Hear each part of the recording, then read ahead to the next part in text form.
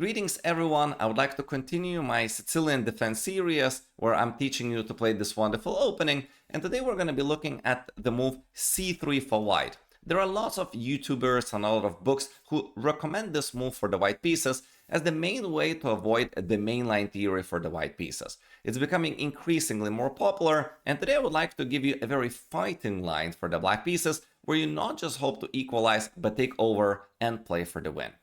Now what's interesting is that the move that we're going to be playing here is often not good at the start of the game, the move d5. Now the reason why it looks a little bit weird is because if they take the pawn, we cannot take back with another pawn or another piece besides our queen. And as you know, the opening principles are just suggesting that often the queen should not go to the center of the board early on.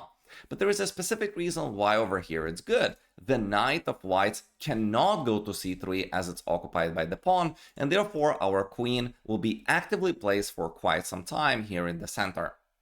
Now, in this position, most of the players are going to be playing d4 to take over the center, and my recommendation is to avoid taking on d4 for quite some time. You see, if we're going to be taking here right away, then we're giving the square for their knight to go to c3. So typically the timing when we're going to be taking on d4 is going to be after they play the bishop to e3 move, as then, especially if they have already castled and the queen and rook are connected, they're going to be exerting too much pressure on c5. So for now, we're going to be delaying this move c takes d4, and instead I recommend a not so popular move, g6. So the move g6 is going to be developing the dark square bishop in a position to apply a lot of pressure against their pawn in the center on d4.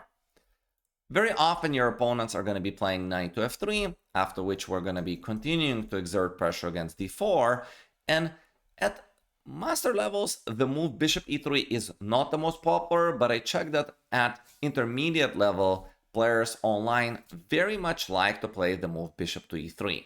So I prepared a very interesting move for you over here. First, we're going to be taking on d4. They take back typically with the pawn as they're happy to later get this knight developed to the square c3. And here comes another very interesting move for the black pieces. First, we're going to be playing queen to a5, after which very likely they're going to be developing the extra piece, as this seems to be an innocuous irrelevant check. But our idea is to get the knight to h6, and then transport our knight to f5, where we're going to be exerting pressure against not only the pawn on d4, but also the bishop on e3. The reason for the queen check over here was to avoid unnecessary tempo loss, as we know that their knight is going to come out anyways and hit our queen over there. So from here on, our development is really very straightforward. We can expect that our opponents are going to give us a check to develop the bishop. We can simply block with our light square bishop. Trade is going to happen, and here after we castle, we can play the move knight to f5. We will put the rooks on the d file to exert pressure against our isolated pawn. Our knight from d7 can comfortably use the squares c4 or go to d5 to block the isolated pawn, and that's going to be the target for our pressure in this position. Now, as we go back just a couple of moments, remember when we gave this check over here, you might be wondering what happens if our opponents play the move bishop to d2. Well, in this position, we can drop the queen back comfortably over here to apply pressure against b2 and d4. So pretty much bishop c3 is expected. And over here, we can simply play knight to f6. We expect to castle, knight to c6. Our light square bishop has many squares to be developed too, as the whole diagonal is open to ourselves. And to be honest, this bishop is very misplaced. It looks like a pawn right now. It takes away the square from the knight, which cannot go to c3. And black is doing very much fine over here. Now, as we go back all the way, in this position, we looked at bishop to e3. I want to look at a couple of alternatives for our opponents. So the first move that I want to look at next is bishop to e2. Simply preparing to castle short over here. Knight f6, simple development by us, castles, castles. And in this position, finally, we can expect that they can play c4, as they have castled right now, so we don't even have the queen to e4 check from this position. And against this move, I recommend simply going all the way back. You see now that they have played the move pawn to c4, their d4 pawn is weaker, and we can apply pressure against it. We can even take it.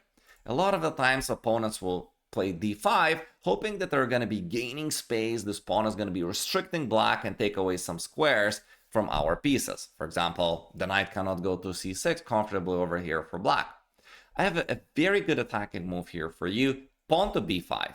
The idea is to attack the base of the pawn chain, as if this is restricted or gets weaker or gets taken, then the d5 pawn falls.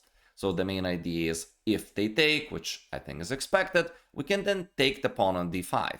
Their b5 pawn remains weak. Our development can involve moves like bishop to b7. Our other knight can comfortably go to d7. And I can leave you with this position with the hand on my heart that you're doing well.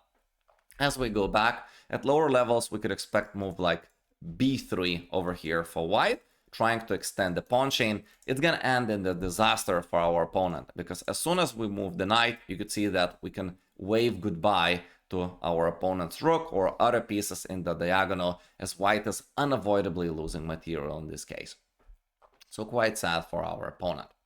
Now, as we go all the way back, I know that there will be comments saying I didn't cover the main line of this variation, so I have to show you the best move in my opinion for white, and the move is very weird, knight to a3.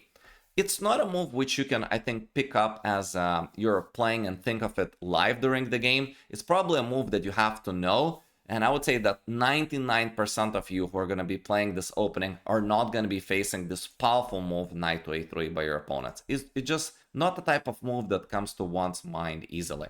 Now, the idea is to prepare bishop to c4, not only hitting the queen, but also exerting the pressure against the f7 pawn over here.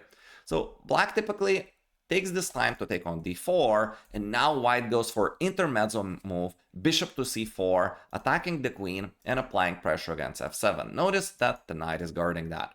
So over here, the mainline theory suggests that we should give a check, after which our opponent goes bishop to e3 and sets up a very interesting trap.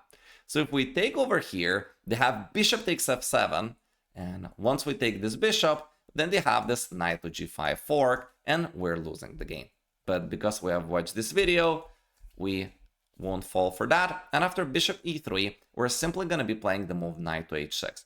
It not only defends f7, and now we're able to take back here with the knight, but also after we castle, the knight, remember, is going to come to f5 and exert pressure against e3 and d4 squares. So typically our opponents simply take back on d4, we have castles, castles, now we can play the move bishop g4, our knight, as we have mentioned, is going to be coming to f5, the other knight has also squares to choose from, the rook typically ends up on d8, and we have somewhat comfortable game to continue here with the black pieces. Now, I want to go all the way back for one extra line, because my students, when I show them this variation, ask, what if my opponents do not take the pawn? The alternative is to push. I want to give you a very comfortable setup, very easy to memorize, to get you going in this position.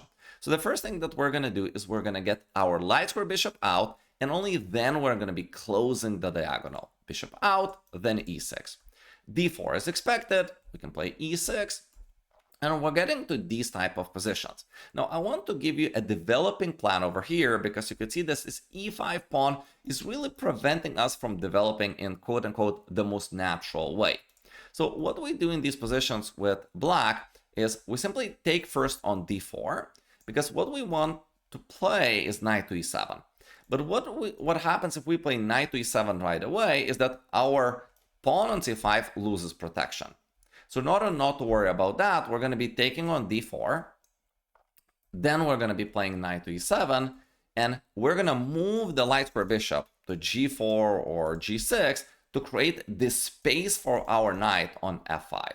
So our knight is going to go to f5, then bishop can comfortably go to e7, we can short castle, queen b6, rook c8, and black has all the pieces developed to active squares, and this position I would say is equal or even better for black. So one more time, just remember in these positions, as you're struggling, we can take on d4, and then our knight is heading to the f5 square, bishop out, king out, and we're expecting to launch some counterplay on the queen side from here. Never worry about the pins that are happening with bishop to b5. You can always simply play the move queen to b6. That's our most powerful light square bishop or minor piece. Out of all, their pawns are all on the dark squares in the center. That's the bishop they should preserve and keep in general. So if you can manage to kick it and it gets traded, you're the happiest person on earth at this moment. If you enjoyed the class, consider hiring me as your personal online chess coach. Thank you for watching, and I will see you in the next Sicilian Defense video. Bye-bye.